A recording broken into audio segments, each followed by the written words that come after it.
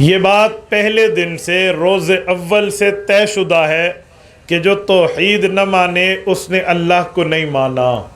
جو ختم نبوت نہ مانے اس نے رسول اللہ صلی اللہ علیہ وسلم کو نہیں مانا۔ کوئی کہے میں اللہ کو رازق مانتا ہوں، اللہ کو خالق مانتا ہوں، اللہ کو مالک مانتا ہوں، اللہ کو رحمان و رحیم و کریم مانتا ہوں،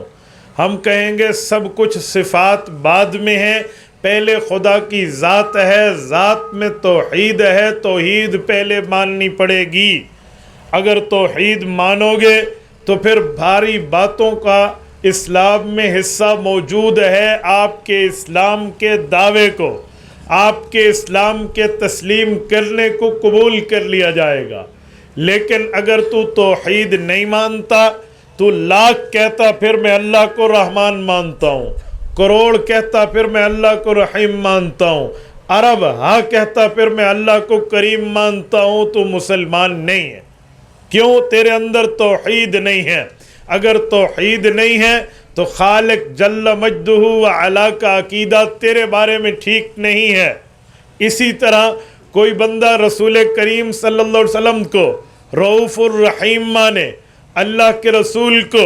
امام الانبیاء مانے، رسول پاک صلی اللہ علیہ وسلم کے رتبے کو بے حد و بے انتہا مانے، آپ علیہ الصلوۃ والسلام کو صاحب الحجرت والمعراج مانے، قرآن کریم حضور پہ اترتے ہوئے حضور پاک کو قرآن کے لیے محبت وحی مانے، اللہ کا محبوب مانے، ہم کہیں گے ساری باتیں بعد میں، پہلے حضور پاک کو خاتم النبیین ماننا پڑے گا۔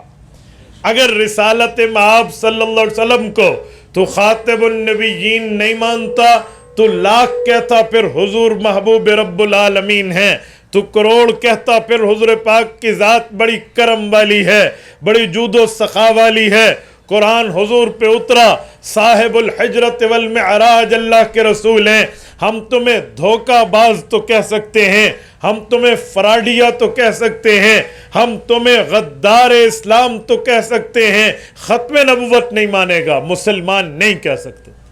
یہ بات طے شدہ ہے کہ جس طرح انسان کے جسم میں دل و دماغ کی حیثیت ہے، جس طرح انسان کے دل و دماغ کے معاملات کی اہمیت ہے، اسی طرح اسلام میں توحید اور ختم نبوت کا مقام اور مرتبہ ہے۔ میرے دوستو، اگر ختم نبوت کا مقام اور مرتبہ نہیں مانتا تو وہ بندہ جانوروں سے بھی بدتر ہے۔ یہ میں دعویٰ کوئی عقیدت میں نہیں کر رہا، میں اس پر احد پہاڑ سے وزنی دلائل رکھتا ہوں۔ آپ اٹھائیے معجم طبرانی، امام طبرانی کی معجم الصغیر ایک جلد میں بیروت سے چھپ چکی ہے۔ سیدنا عمر بن خطاب رضی اللہ عنہ جانشین ابو بکر ہیں، امیر المؤمنین وقت ہیں، مکین گنبد خضرا ہیں، اللہ کے رسول صلی اللہ علیہ وسلم کے عظیم صحابی رسول ہیں۔ فرماتے ہیں ہم اللہ کے رسول کی خدمت میں مدینہ منورہ کے اندر موجود ہیں، اللہ کے رسول کے پاس ایک شخص آیا ہے، قبیلہ بنی سلیم سے تعلق رکھتا ہے، بڑے نخوت کے انداز میں، بڑے تکبرانہ لہجے میں آیا۔ فَأَخْرَجَ مِنْ كُمِّهِ، اس بندے نے اپنی کف کو کھولا، اپنی قمیض کے بازو کو کھولا اور وہاں سے ایک مردہ گوہن کو نکال کے فَوَضَعَ بَيْنَ يَدَيْ رَسُولِ اللَّهِ، اللہ کے رسول کے سامنے حضور پاک کے دامن میں وہ مردہ گوہ کو ڈالا اور کہنے لگا اگر آپ کا دعویٰ یہ ہے آپ مسلمان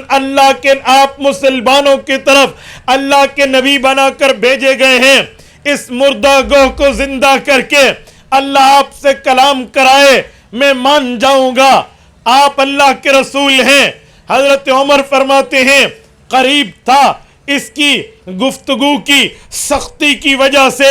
اس کی باتوں کی شدت اور حدت کی وجہ سے ہماری نیام سے ہماری تلواریں نکل آتی۔ اللہ کے رسول نے اشارہ فرمایا، ہمیں روکا، اور اللہ کے رسول صلی اللہ علیہ وسلم نے اس گوہ کی طرف مخاطب ہو کر فرمایا یا زب، اے گوہ بتا من انا، میں کون ہوں؟ اللہ کے بارے میں تو کیا جانتی ہے؟ حضرت عمر فرماتے ہیں فَأَجَابَهُ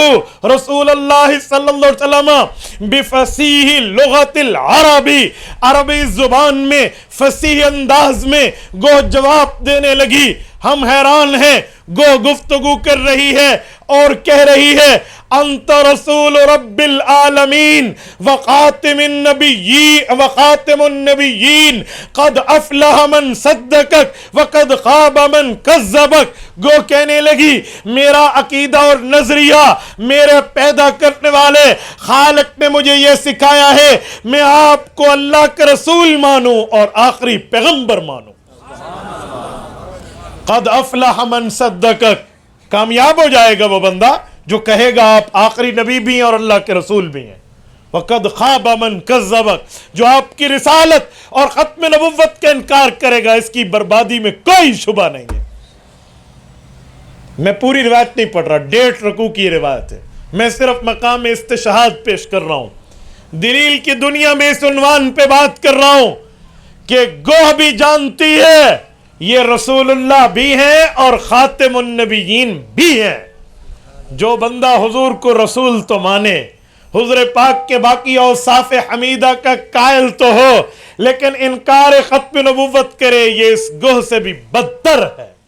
تبارك الذي نزل الفرقان على عبده ليكون للعالمين نذيرا